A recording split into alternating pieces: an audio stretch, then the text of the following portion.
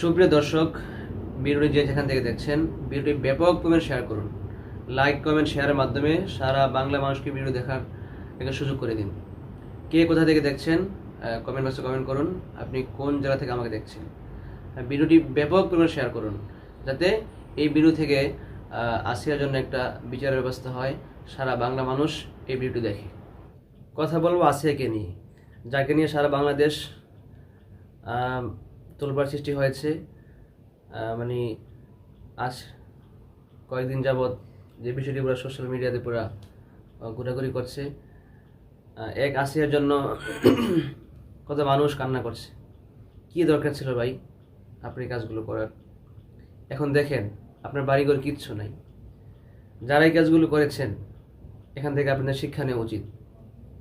আপনার কি ফায়দা হয়েছে? আসিয়া দুনিয়া থেকে বিদায় হয়ে গেছে, ঠিক আছে, কিন্তু আপনার কি অবস্থা হলো?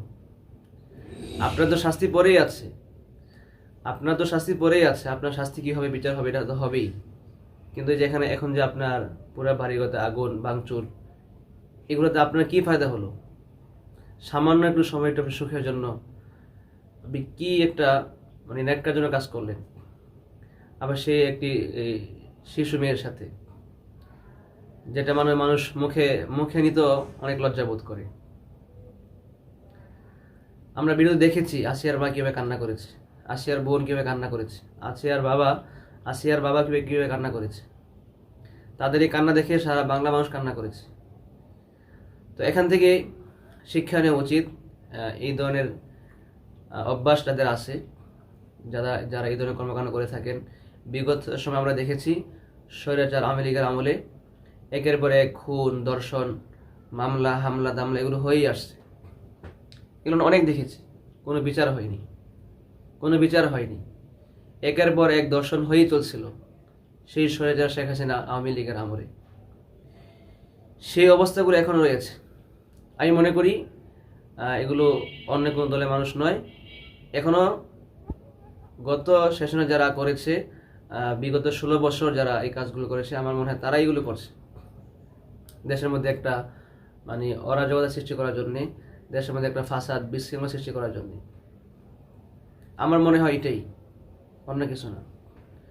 তো আজকের ভিডিওতে আমি এটুকুই বলবো, আসিয়া থেকে আমাদের শিক্ষা নেওয়া উচিত। এই ন্যাক্কারজনক কাজের পরে যেই আপনাদের বাড়িঘর ভাঙচুর হলো, আপনাদের অনেক ক্ষয়ক্ষতি হলো, মান সম্মান ইজ্জত সব কিছু চলে গেল। এখন তো আপনার দুনিয়াতে থাকার কোনো অধিকার নাই ভাই। আপনি কোন লজ্জায়, কোন শরমে আপনি এখনো দুনিয়াতে বেঁচে আছেন? কোন শরমে, কোন লজ্জায় বলেন তো, একটু বলতে পারেন? আপনার তো বেঁচে থাকার কোনো অধিকার নাই। সর্বশেষ বলবো যে বিচার ব্যবস্থা, আমাদের দেশে যে বিচার ব্যবস্থা আছে, তাদের কাছে আমি সর্বোচ্চ শাস্তি দাবি করছি।